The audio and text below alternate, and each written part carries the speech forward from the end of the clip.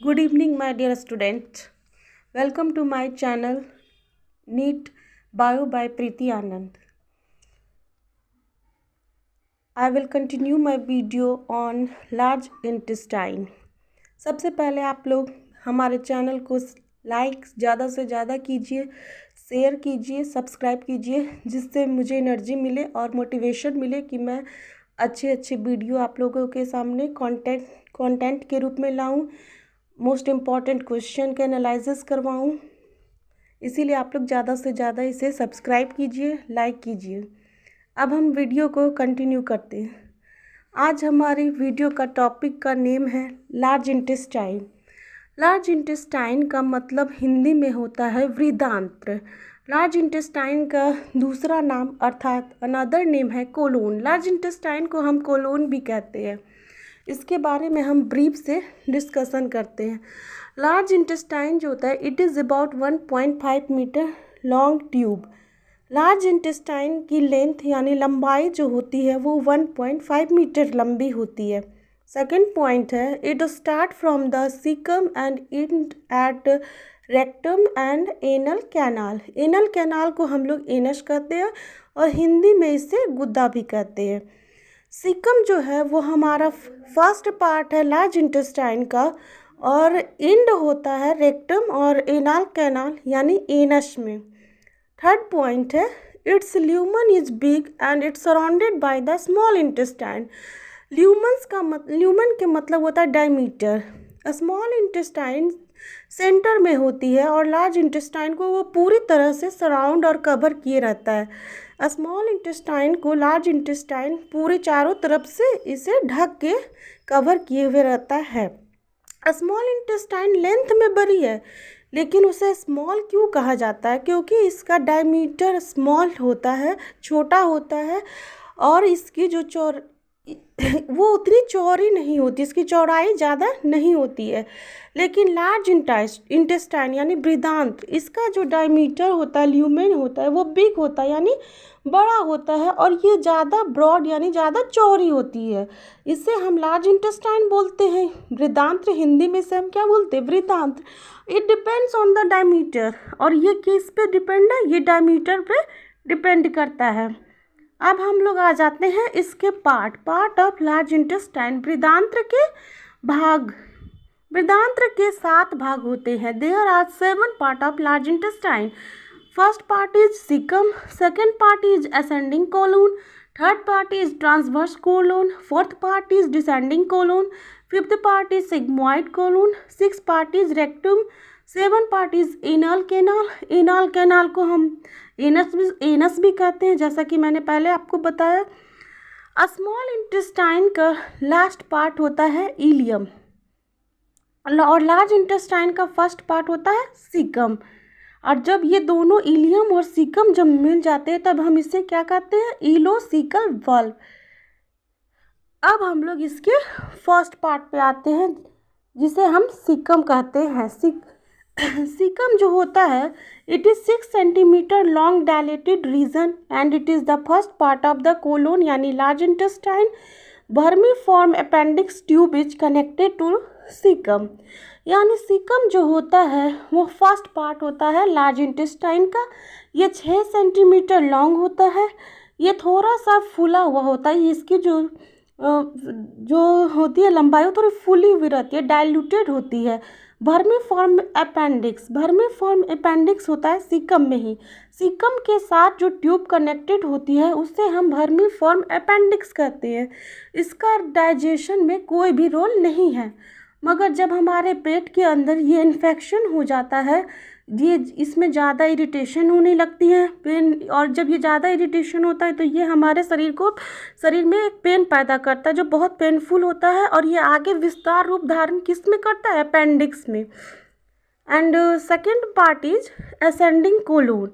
Ascending colon क्या होता है? Passes upward from the caecum and is 10 to 20 centimetre long. At the level of liver, it curves to the left to become transverse colon.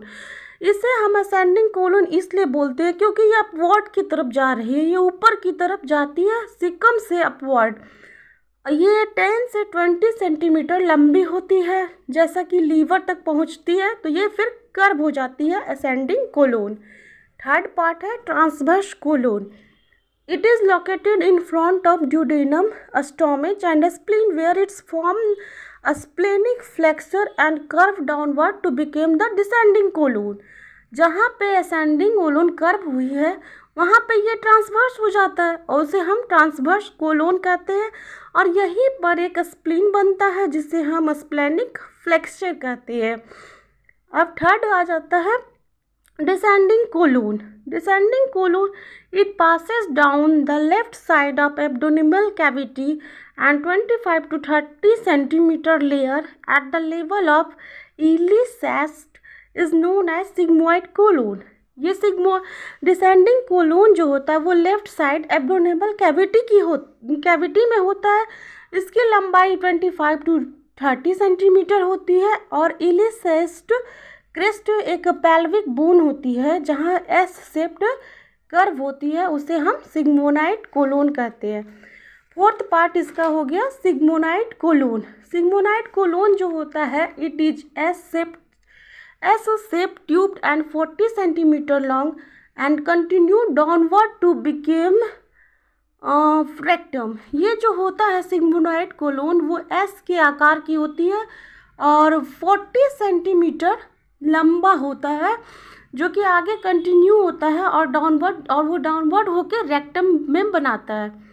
अब इसका 6 part है rectum. Rectum जो होता है वो 13 centimetre, it is 13 centimetre long tube and form the sigmoid colon and terminate at anal canal. Anal canal मतलब anus. ये 13 centimetre, rectum जो होता है वो 13 सेंटीमीटर लंबी होती है और सिग्मोनाइड कोलोन से ये निकलती है और ये लास्ट पार्ट होता है हमारे एनल कैनाल यानी एनस यानी गुद्दा में ये मिल जाता है, पर लास्ट पार्ट रेक्टम नहीं, last part anal canal anus ही होता है, जो कि 7th पार्ट है हमारा। और it is 3.8 centimetre long tube. It help in the excretion of waste material. ये 3.8 सेंटीमीटर लंबी होती है। ये हमें मदद करती है कि जो हमारे शरीर के अंदर जो हमारा वेस्ट मटेरियल हो जाता है उसे बाहर निकलने में मदद करता है। कौन सा? हमारा एनाल कैनाल यानी एनस, और एनस को हिंदी में हम गुद्दा भी कहते हैं। अब हम आ जाते हैं इसके 4 layer of tissue in large intestine. मतलब बृहदान्त्र में 4 प्रकार के टिश्यू यानी उत्तक पाए जाते हैं। पहला हो गया सेरोसा, दूसरा हो गया मसल लेयर, तीसरा सबम्यूकेशा लेयर और चौथा म्यूकेशा लेयर। तो पहला जो हो गया सेरोसा, उसे हम आउटर लेयर कहते हैं लार्ज इंटेस्टाइन का। It is outer layer part of the large intestine. Second हो गया मसल लेयर। मसल लेयर जो होता है वो longitudinal muscle fibre collected into 3 band called taenia coli extended from caecum to rectum. जो सेरोसा के बाद मसल लेयर आती है ये लॉन्गिट्यूडनल मसल फाइबर की बनी होती है और इसमें कुछ बैंड होते हैं, जिसे जब ये जो बैंड बनाते हैं उसे हम Taenia coli band, Taenia coli नामक एक जो बैंड होता है ये मदद करता है एक्सटेंशन में, फूड के एक्सटेंशन में, जो फूड को पास करता है आगे में। टेनिया कोलाई जो होता है वो एरिया को, जो हमारे एरिया को इलास्टिसिटी करने में मदद करती है। हमारे सरफेस एरिया जो होता है वो इलास्टिक, उसे ज़्यादा फैला एक्सटेंशन कर देता है। थर्ड लेयर हो गया हमारा सबम्यूकेशा लेयर। सबम्यूकेशा लेयर जो होता है वो more lymphatic tissue than any other part which help in defence. मतलब कि जो लार्ज इंटेस्टाइन में लिम्फोइड टिश्यू सबसे ज़्यादा पाया जाता है, जो कि हमें डिफेंस में मदद करता है। जब कोई भी माइक्रो ऑर्गेनिज्म हमारे शरीर के अंदर इंटर करता है तो वो बॉडी में फाइट करता है।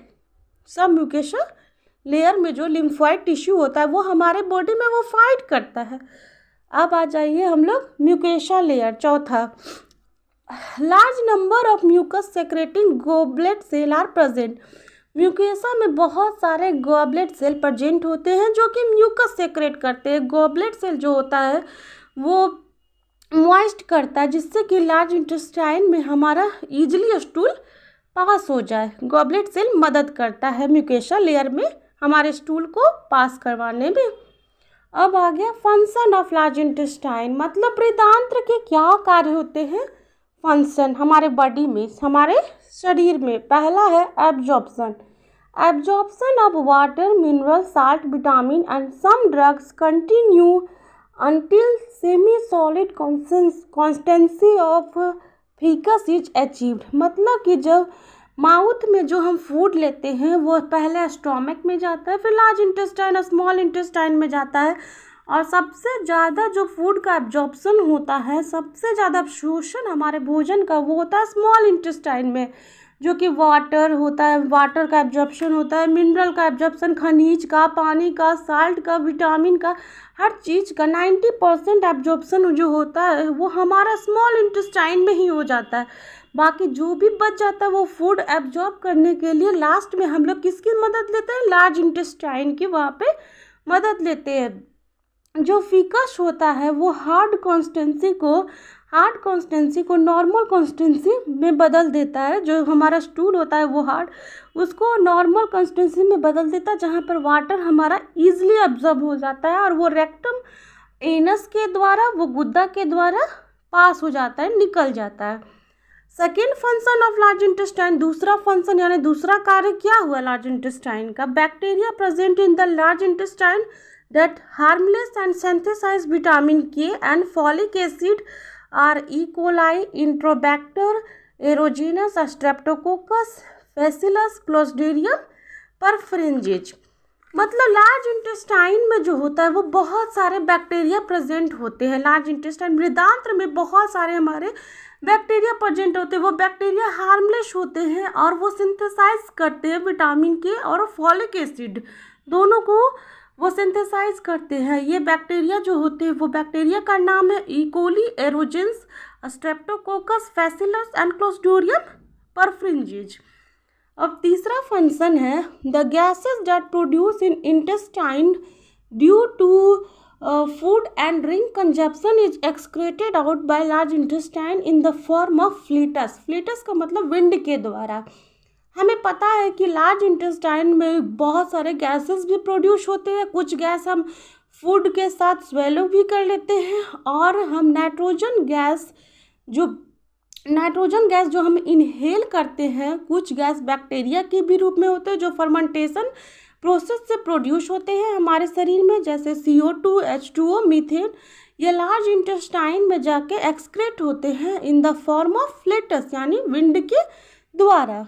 चौथा है food move in large intestine bye peristaltic movement.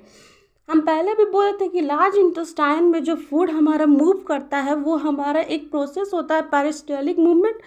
इसका इंग्लिश में डिफाइन है कि it is a series of web like muscle contraction that move food through the digestive tract. It start in the esophagus where a strong wave-like motion of a smooth muscle move balls of swallowed food to the stomach. The motion mixes and shifts the chyme back and forth। मतलब कि इसका हुआ जो peristaltic movement होता है वो food मास के form में होती है, जहाँ पे एक एक घंटे के बाद प्रेशर बनता है जो फूड को आगे की ओर पुश करते हैं, जिसे हम गैस्ट्रोलिक इफेक्ट कहते हैं। ये स्टोमच जो होता है वो फूड में स्टिमुलेट हो जाता है लार्ज इंटेस्टाइन के द्वारा। अब फूड आगे पुश हो जाएगा। यही फूड जो होता है वो मास मूवमेंट, और ये फूड पुश होके सिग्मॉइड और रेक्टम में मिलता है, जिससे हम गैस्ट्रोलिक इफेक्ट कहते हैं। ये सारा process peristaltic movement large intestine में होता है फूड को मूव करने के लिए। अब पांचवा प्रोसेस है डिफेक्शन। डिफेक्शन हम किसे कहते हैं? In defecation mass movement of transfer into rectum into anus excrete the waste product. Defecation एक प्रोसेस है जो हमारे अंदर जो एक्सक्रेट मटेरियल होता है स्टूल के रूप में, वो फिशेस होता है जो इनको बॉडी से एक्सक्रेट करता है। फिशेस के द्वारा ये हमारे अंदर जितने भी बॉडी में वेस्ट मटेरियल है उसे एक्सक्रेट करने के ही प्रोसेस को हम डिफेक्शन कहते हैं। रेक्टम जो होता है वो इंड पार्ट होता है लार्ज इंटेस्टाइन का, और फिकस जो होता है, ficus is an semi solid brown colour mass and it is because of, इसका कलर जो ब्राउन होता है वो किसके कारण होता है, स्टेरोकोबिलिन पिगमेंट के द्वारा, स्टेरोकोबिलिन पिगमेंट के द्वारा जो फिकस का कलर होता है वो ब्राउन होता है। फिलहाल अभी हम ये लार्ज इंटेस्टाइन के बारे में इतना बात किया। अब थोड़ा सा सम इम्पॉर्टेंट क्वेश्चन जो नीट में आएंगे उस पर हम थोड़ा डिस्कस कर देते हैं। 4 क्वेश्चन है। पहला है कि crypts of Lieberkühn are present in, जो क्रिप्ट्स ऑफ लीवर क्यून है वो हमारे स्मॉल इंटेस्टाइन में प्रेजेंट होते हैं और ये सीक्रेट जो करता है वो डाइजेस्टिव एंजाइम सक्कस इंटेरिकस को। सेकेंड नंबर क्वेश्चन है the mall nutrition diseases in man is, जो डिजीजेज होता है माल न्यूट्रिशन का मैन यानी आदमी में वो किसके द्वारा होता है, पोल बेली सिंड्रोम के द्वारा। पोल बेली सिंड्रोम किसे कहते हैं, मतलब पोल बेली सिंड्रोम जो होता है वो हमारे बॉडी में जब माल न्यूट्रिशन की कमी हो जाती है तो ये एक पोल बेली सिंड्रोम बन जाता है। वाइल क्रीडक्ट सिंड्रोम और क्लिनिक-फिस्टो सिंड्रोम और एडवर्ड सिंड्रोम को हम जेनेटिक डिजीजेज कहते हैं। तीसरा क्वेश्चन है in human the undigested unabsorbed substance called faeces are temporary stored in, जो अनडाइजेस्टेड मटेरियल होता है, जो अनएब्जॉर्ब सब्सटेंस होता है फीकस में, वो टेम्पोररी कहाँ पे स्टोर्ड होता है, रेक्टम में। The undigested unabsorbed substance called fecus entered into the cecum, the large intestine through ileocecal valve which present in the backflow of the fecal matter. It is temporarily stored in the rectum till defecation. जो हमने पहले भी बताया था कि ये temporary store होता है रेक्टम में जब ये प्रोसेस डिफेक्शन का होता है। Question number 4 what will happen if the secretion of parietal cell of gastric gland is blocked with an inhibitor, क्या होता है जब हमारा पेराइटल सेल जो होता है, पेराइटल सेल का सेक्रेशन गैस्ट्रिक ग्लैंड में ब्लॉक हो जाता है तब क्या होता है।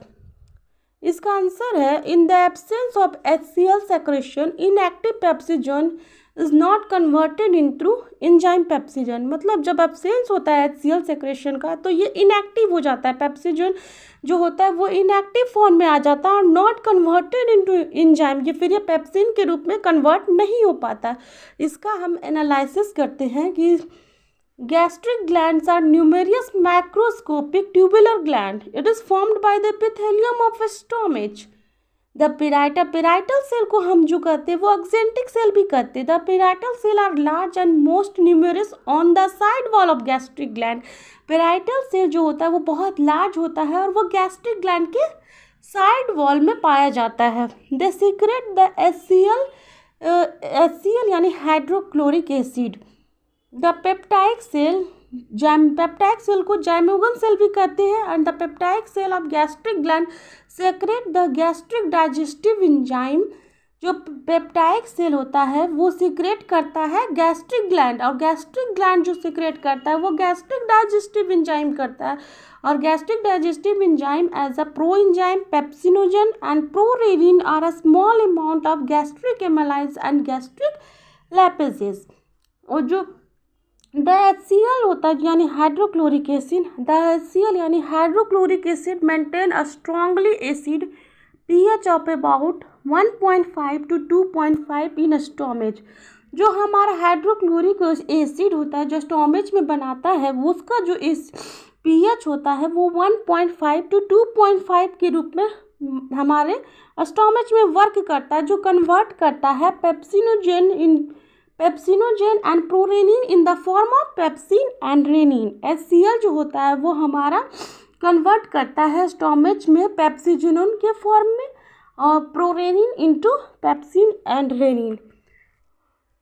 फिलहाल इस वीडियो में इतना ही और आगे के वीडियो में हम difference between large intestine and small intestine HCl के बारे में बात करेंगे, उसके फंक्शन के बारे में बात करेंगे कि वो हमारे स्टोमेच में क्या करता है और नीट में आने वाले इम्पॉर्टेंट क्वेश्चन भी इस चैप्टर से जितना भी क्वेश्चन इम्पॉर्टेंट होगा उसे हम एनालिसिस करेंगे।